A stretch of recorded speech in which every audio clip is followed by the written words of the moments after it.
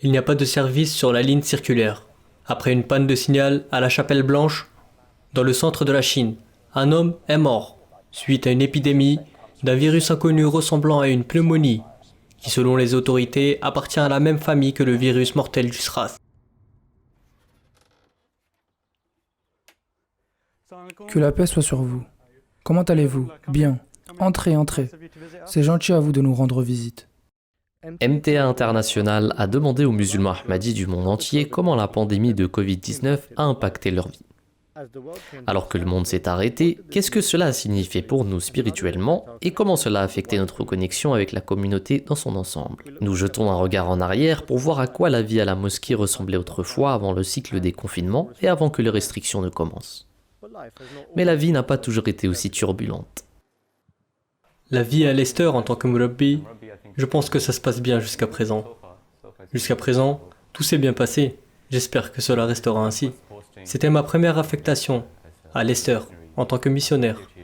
J'ai obtenu mon diplôme en 2017 et j'ai été affecté ici en 2018. Je n'avais pas beaucoup d'expérience dans le travail, dans les Jamaat avant. Même pendant mes jours à la Jamia, j'ai été, je pense, probablement envoyé une fois en mission. C'était donc quelque chose de nouveau pour moi. Mais je pense que j'ai beaucoup apprécié. Bien qu'il ne soit devenu que récemment un imam à part entière, Zartash semble avoir pris ses marques et a saisi ses responsabilités.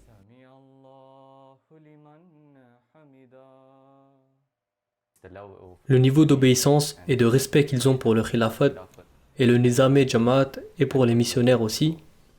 Et cela m'a également ouvert les yeux sur ce qu'est la responsabilité d'un missionnaire et comment les gens admirent un missionnaire et les attentes auxquelles on doit répondre en tant que missionnaire. Vous savez que vous avez beaucoup d'événements religieux qui se déroulent ici. Alors qu'est-ce que Leicester a à offrir en dehors de sa diversité culinaire? Eh bien, il semble qu'il y ait un éventail de groupes religieux, et tout cela à proximité les uns des autres. Donc si vous descendez cette route, sur le chemin de la mosquée en fait, vous trouverez probablement une synagogue là-bas. Et juste en face de la mosquée là, vous avez le Gurdwara. Et si vous marchez juste 2 minutes sur le côté droit, vous aurez un mandir. Et à l'opposé du mandir, il y a une église. Pendant ce temps-là, à environ 240 000 km au sud, le Kent, plus célèbre pour ses verges que pour sa diversité culturelle. Ici, nous retrouvons Yasser, un professionnel de la comptabilité, avec ses enfants qui sont bien habillés pour les caméras. Nous devrions faire les présentations. Voici Zaid. Zaid a 5 ans, alhamdulillah. Et Bilal vient de descendre les escaliers. Descends.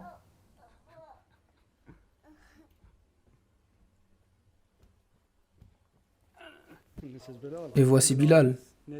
Bilal a presque 3 ans. Normalement, nous n'avons pas beaucoup de visiteurs à Gillingham.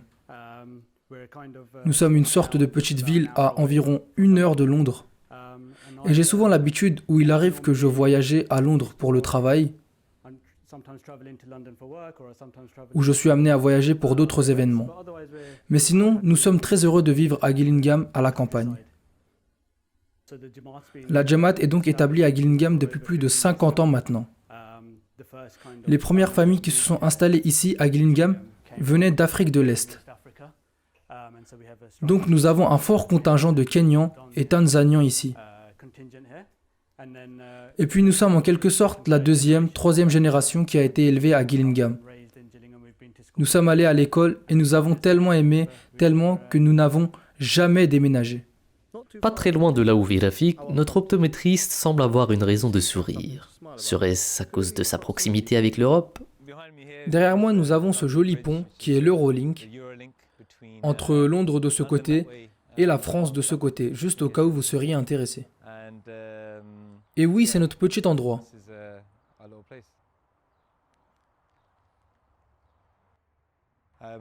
Vous voulez entrer?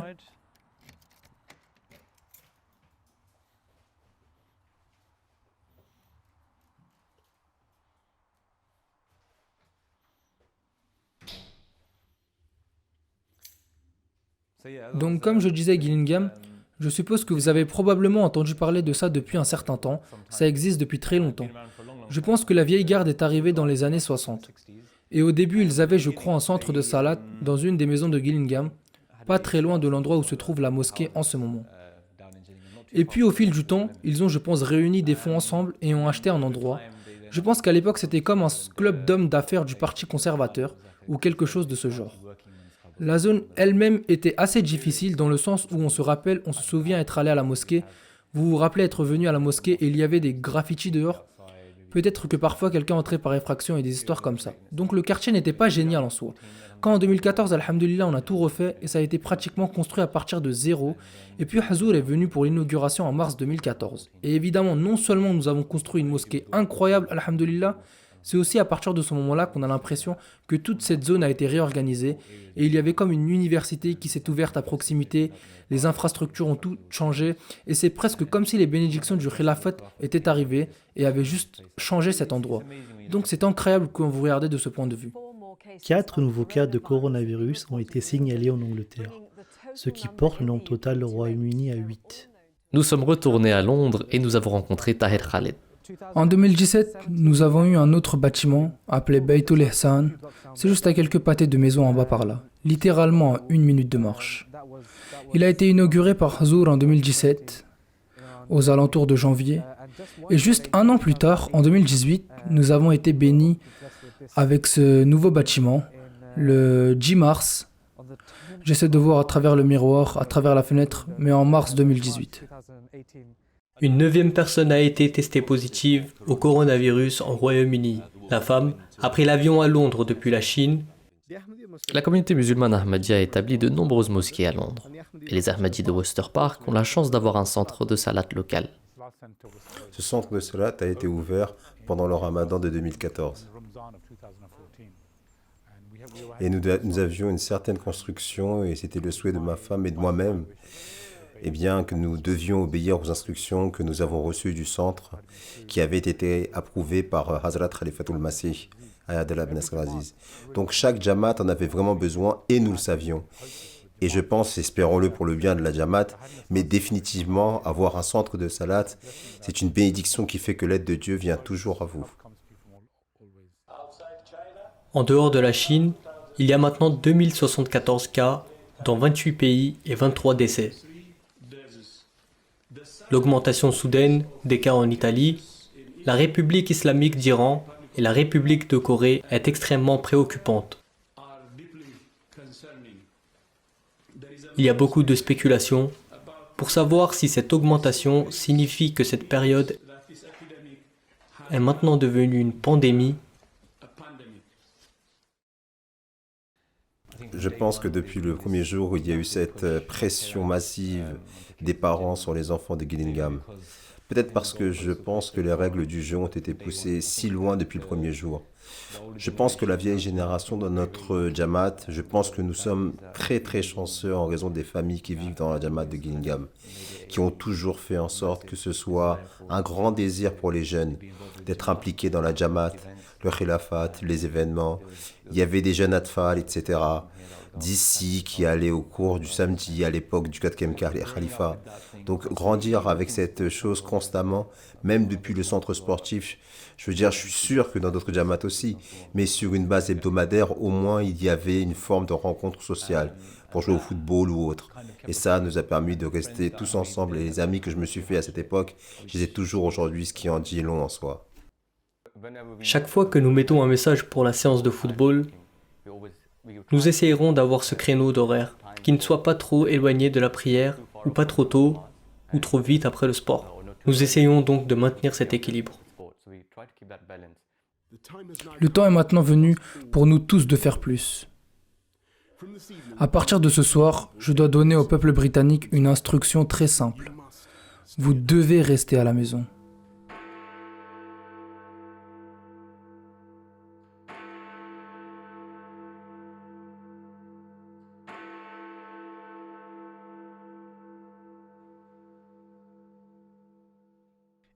Cela fait 4 jours que le Royaume-Uni a été mis en confinement. Alors que le nombre de décès continue d'augmenter, l'impact brutal de la pandémie sur la vie quotidienne devient très évident.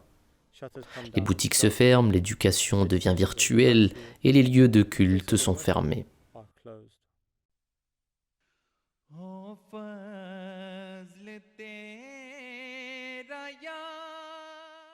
Dans le chaos qui s'ensuit, les membres de la communauté musulmane Ahmadiyya attendent les conseils de leur chef spirituel. C'est le matin du 27 et c'est un vendredi.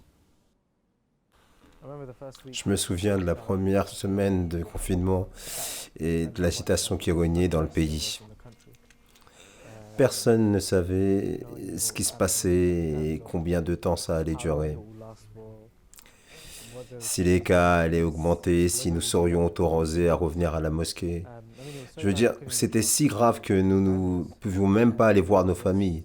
Et je pense que la plus grande inquiétude pour nous, en tant qu'Ahmadi, était de savoir si nous allions pouvoir voir Huzur. Et je me souviens aussi que le Duroud, je pense qu'il a lieu normalement avant le sermon du vendredi. Et ça a duré un bon moment, je crois.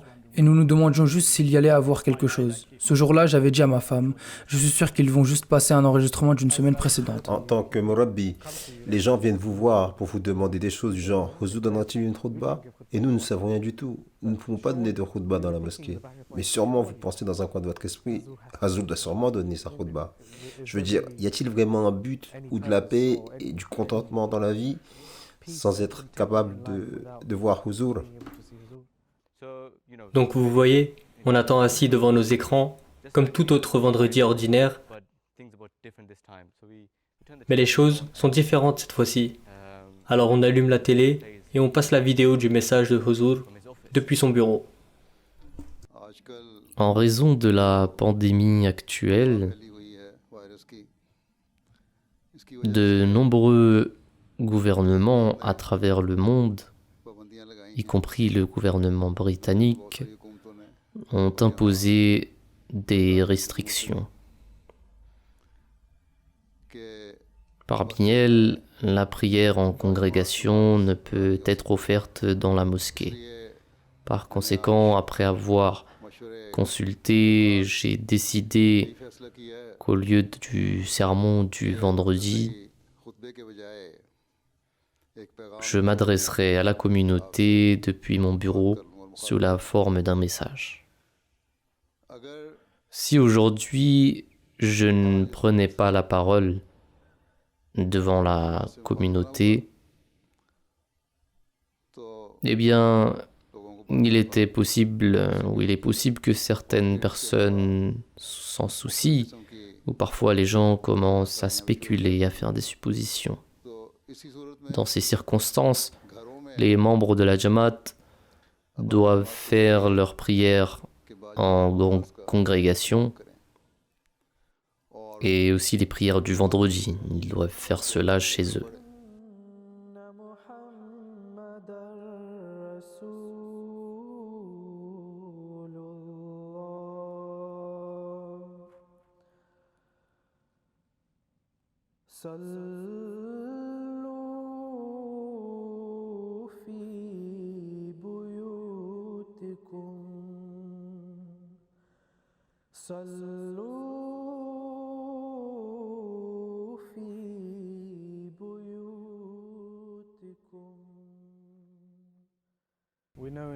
Nous savons d'après les récits du saint prophète sallallahu alayhi wa sallam qu'il y a certains mots qui doivent être prononcés, récités dans certaines conditions. Et quelques-unes de ces conditions sont simplement, en me remémorant mes notes, quand les conditions météorologiques sont vraiment mauvaises, que nous ne pouvons pas venir à la mosquée. Quand vous voyagez aussi, vous n'êtes pas en mesure de prier en congrégation ou dans une mosquée en tant que telle, dans un bâtiment.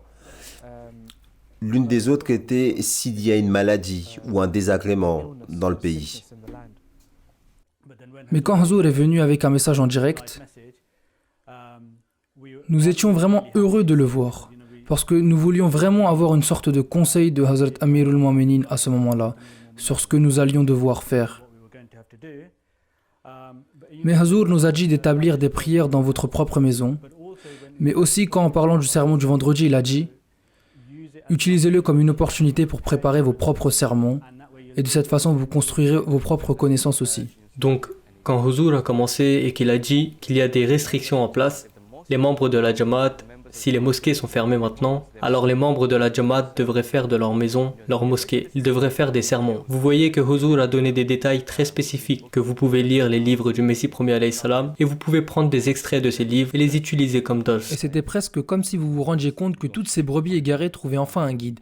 Comme si le reste du monde attendait que le gouvernement ou n'importe qui d'autre leur donne une forme d'orientation. Du point de vue de la Jamaat, et je pense que c'est ce à quoi nous aspirerions en premier, sans même nous rendre compte que nous en avions besoin. Je pense qu'en fait, si l'une des qualités du khilafat mentionné dans le Saint-Coran est qu'il transforme la crainte en paix, et alors encore une fois, ce jour-là, nous avons vu que nos craintes étaient transformées en paix. Et Huzur s'est assuré que la chaîne, le lien que la Jamaat a avec le calife et que le calife a avec la Jamaat soit maintenu intact. Mais pendant tout ce temps, malgré tous les troubles qu'il y avait dans le monde, le calife de l'époque était notre source de paix.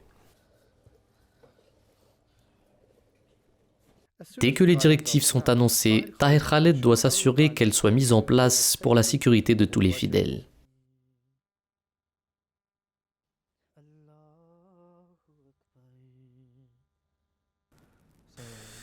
Donc, suivant les directives du gouvernement, les moins de 12 ans ne sont pas autorisés et les plus de 65 ans dans les mosquées à travers le Royaume-Uni. Les moins de 12 ans, les lajna, les femmes, les personnes de plus de 65 ans ne sont pas autorisées. Maintenant, pour la journée, généralement, c'est juste des employés de bureau et peut-être qu'un ou deux de l'extérieur, des jamaats locales. Mais encore une fois, tout le monde doit signer pour entrer et signer à la sortie pour qu'on soit sûr de qui est là. Donc c'est un peu juste pour la sécurité et un peu pour s'assurer que nous savons qui vient ici. Si quelqu'un découvre qu'il a des symptômes, alors les gens doivent s'isoler et tout le reste. Nous essayons donc de rendre les choses aussi sûres que possible. Cependant, tous les centres de culte ne sont pas en mesure d'ouvrir. Donc le centre de salat, depuis que le confinement a commencé, n'avons pas été en mesure de l'ouvrir officiellement. Donc c'est restreint peut-être que juste aux membres de notre famille. Mais si Dieu le veut, je pense que d'ici un mois, on entend que le confinement aura lieu. Et avec le troisième confinement, nous irons. Et s'il y avait des exigences de sécurité, nous aurons les hommes si Dieu le veut. Les membres viennent ici. Nous avons normalement environ 26-27 personnes qui peuvent prier ici. Il y a normalement une rangée supplémentaire ici aussi.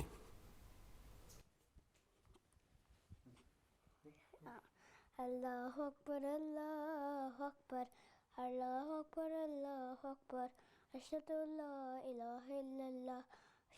Allahu Akbar.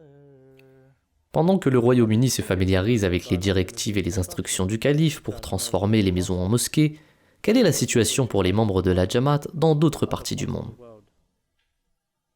Farouk s'est converti à l'islam ahmadi il y a 2 ans. Il vit en Argentine, où il n'y a qu'une poignée d'Ahmadis. Ici, la séparation physique avec la Jamaat représente un défi unique. Une chose que j'aime dans l'islam et que je souligne également dans mes cours, c'est que l'islam nous enseigne comment aimer Dieu sans encore le connaître. Et c'est pourquoi la connaissance et la sagesse sont l'essence de l'islam. C'est quelque chose qui m'a profondément touché et qui me touche encore. Et dans ce sens, j'ai pensé à réfléchir sur ce que sa sainteté a recommandé. Et ce n'est pas différent de ce que nous avions l'habitude de faire. Depuis le moment où j'ai embrassé l'islam avec ma femme Amina, nous avons maintenu une routine de lecture et de réflexion sur les paroles de sa sainteté, le califat, des précédents khulafas et du saint prophète sallallahu alayhi wa sallam. Cela n'a pas arrêté nos activités de réflexion de lecture et de partage avec nos frères. Donc, encore une fois, ce que nous avons dit à de nombreux journaux télévisés déjà, ou aux personnes qui nous ont arrêtés pour nous demander comment ces restrictions ont affecté l'expression de notre foi. Et la vérité est que ce n'est pas quelque chose qui nous arrête dans ce sens. Une priorité au moins.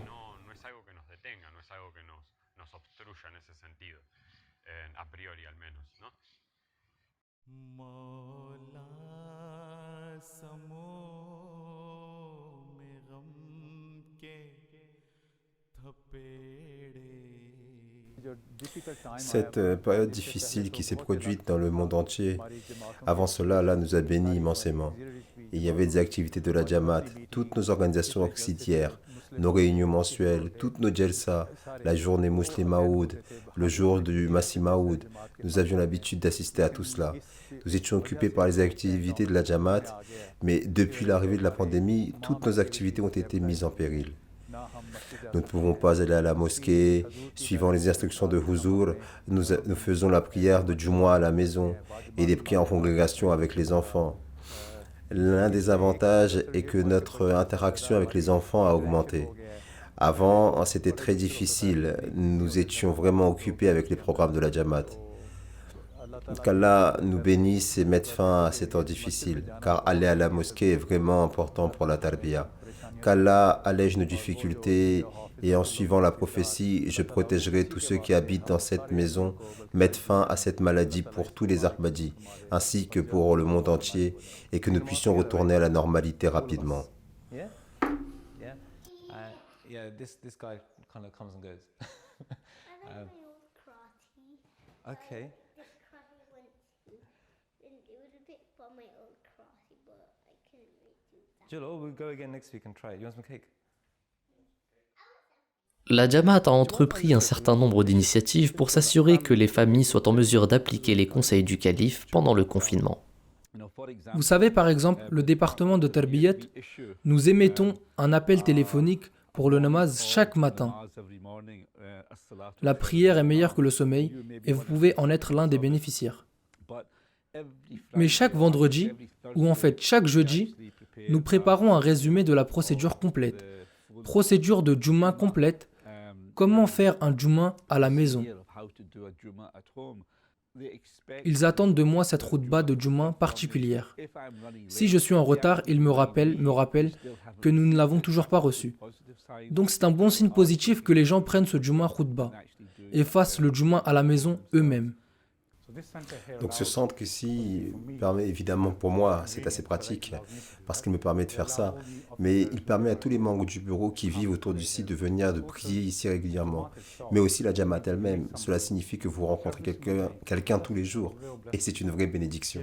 Nous avons eu la chance de rencontrer Huzur juste avant que les restrictions aient été imposées dans un moulakat.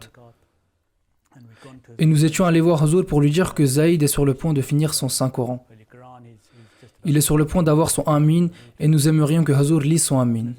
Et Huzur a dit oui, bien sûr, écrivez vos demandes et on verra si on peut le faire. Et alhamdulillah, il a terminé sa lecture du Saint-Coran. Mais nous n'avons pas encore eu d'Amin approprié à cause des restrictions. Nous avions donc prévu un rassemblement ici. Nous avions loué une salle et c'est l'une de ces célébrations que nous devons nous assurer de faire correctement. C'est un véritable accomplissement dans la vie d'un enfant. À un moment donné, nous ferons son Amin. Nous ferons quand même la demande à Huzur et on verra ce qui se passe. Mais même juste pour avoir un Amin, nous attendons avec impatience le jour où nous pourrons le faire à nouveau pour lui. La Jamaat Ahmadiyya s'est toujours tournée vers le calife pour des conseils. Et en retour, le calife a toujours veillé qu'il y ait un lien indéfectible entre lui et sa communauté. Il n'a pas fallu longtemps pour que les Ahmadis puissent à nouveau écouter leur leader bien-aimé prononcer son sermon hebdomadaire du vendredi dans des conditions un peu plus familières. Même les semaines suivantes, quand à nouveau ils ont dit que les mosquées étaient fermées, la prière en congrégation n'est pas autorisée, les services ne sont pas autorisés, Huzur Enver, toujours en suivant les lignes directrices de ce que le gouvernement a dit, a pu délivrer un sermon pour nous. Et nous savons que c'était juste Huzur et le Muezzin. Juste lui et Huzur dans la mosquée et des millions d'Ahmadis dans le monde qui le regardaient. Par la grâce d'Allah, vous savez que nous sommes bénis en tant qu'Ahmadis d'avoir eu un accompagnement. Par la grâce d'Allah, vous savez, on a été bénis en tant qu'Ahmadis d'avoir été accompagnés. Et de nombreux musulmans non Ahmadis que je connais, qui m'ont contacté quand ils ont entendu parler de ça. Je pense qu'ils ont ressenti un très bon sentiment à propos de la situation dans le monde.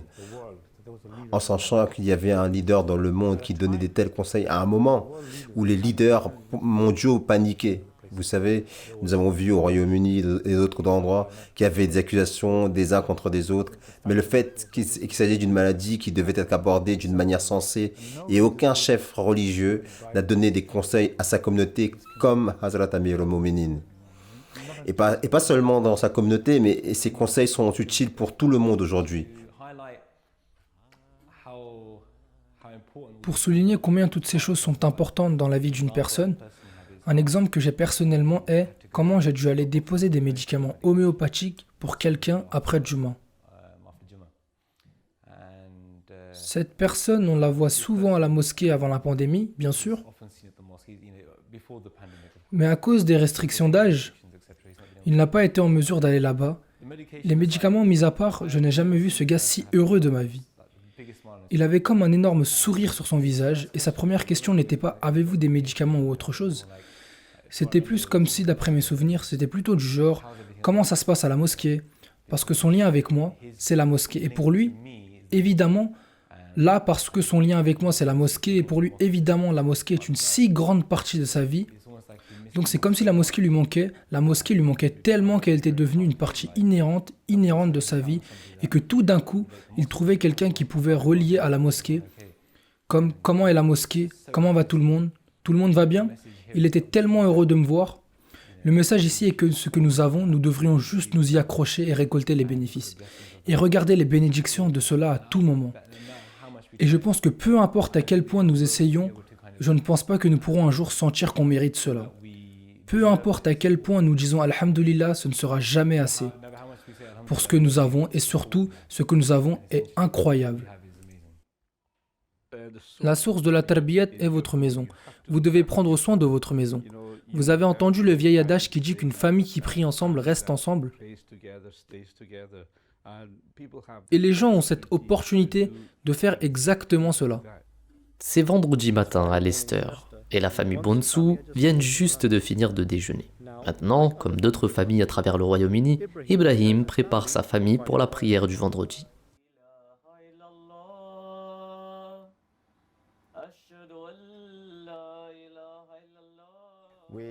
Nous écoutons et nous obéissons aux instructions de notre imam bien-aimé. Et il y a beaucoup d'aspects positifs. Parce que normalement, quand je suis réveillé, je ferai probablement la prière de Fajr avec la famille. Et puis j'irai au travail, et peut-être après le travail le soir, j'irai à la mosquée pour faire Isha en congrégation aussi. C'était donc l'occasion pour toute la famille de faire les 5 prières quotidiennes en congrégation. Et en fait, cela a fourni beaucoup d'opportunités pour créer des liens avec la famille. Et comme une partie avec la famille et comme une partie des prières après chaque prière, surtout après Fajr et après Isha, nous avons pu apprendre et réviser certaines parties du Saint-Coran. Certaines parties du Saint-Coran à un certain moment et aussi des hadiths.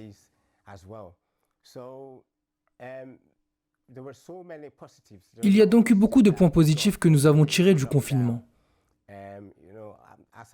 Comme je l'ai mentionné, c'était inhabituel d'être à la maison la plupart du temps. Mais nous, en tant que musulmans et membres de la communauté musulmane Ahmadiyya, nous avons beaucoup gagné à être avec la famille. Il ressort clairement de ces témoignages que c'est notre foi qui nous donne la résilience pour faire face à l'inattendu et à l'impensable. Quand les vies sont jetées dans le chaos, c'est en effet dans le souvenir d'Allah que les cœurs trouvent le réconfort.